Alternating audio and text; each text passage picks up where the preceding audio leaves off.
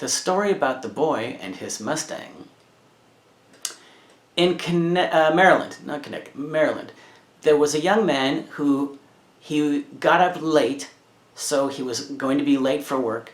He jumped up, got dressed, jumped in his car. It was raining outside, by the way.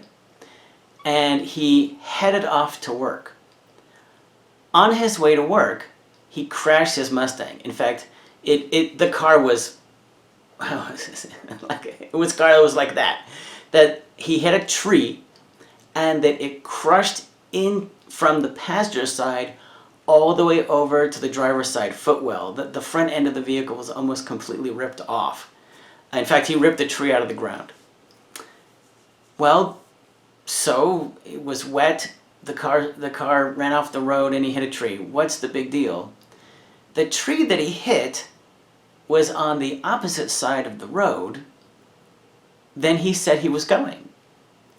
So they called in a crash detective for this television show, and it wasn't too long after the crash, so this crash detective could see where the skid marks are, and the vehicle had made marks in the dirt and blah blah blah.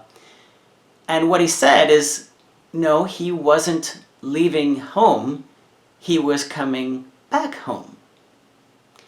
So here we have, dueling testimony. Remember, in court, oftentimes eyewitness testimony is really the thing. If you have eyewitness testimony, that's not better than physical evidence, but it's pretty high. So the boy says he was leaving home, but the crash detective says all of his evidence shows the boy was coming home. Well, how is that? The boy says in his testimony, I blacked out right before I hit the tree. Well, you know that that's not true. He didn't get so scared that he suddenly blacked out, right? He hit the tree, his head hit something solid, the inside of the Mustang, he blacked out, and then all of the memories that were being processed, right, say maybe 5 or 10 minutes before he hit the tree, are gone. Well, let's, for the purposes of argument, we'll say 5 minutes. He got out of the vehicle, he survived, and he was fairly unhurt, fortunately for him. He got out, and he said there was a bystander who thought for sure that he was dead, so she was very surprised when she saw him get out of the vehicle. Well, now let's ask ourselves, the tree was down when he got out of the car. How does he know that he hit a tree? In all likelihood, either the lady told him, or when the police showed up and the ambulance showed up, they told him later. So when he says, just before I hit the tree, I blacked out, that's a constructed memory. That is, he really doesn't remember. People told him what happened, and then he realized, oh yeah, when I got out of the car, there was a tree that was down.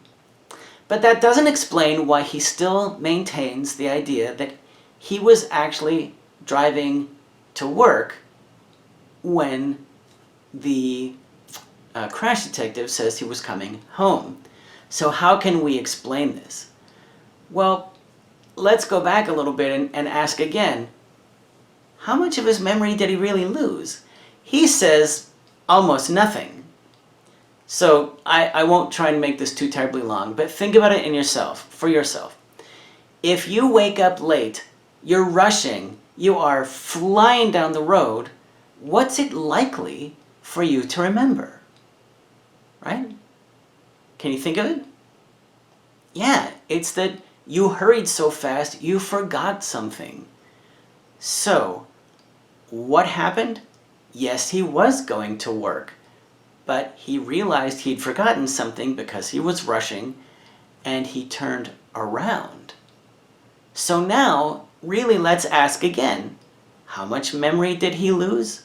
Oh, probably way more than 5 minutes. I'm thinking he may have lost 15 or 20 minutes from the time he had to slow down, turn around, come. Now, I don't think he got too terribly far away, but he got far enough away to build up enough speed so that when he came back to the area where that tree was, he lost control and he hit the tree.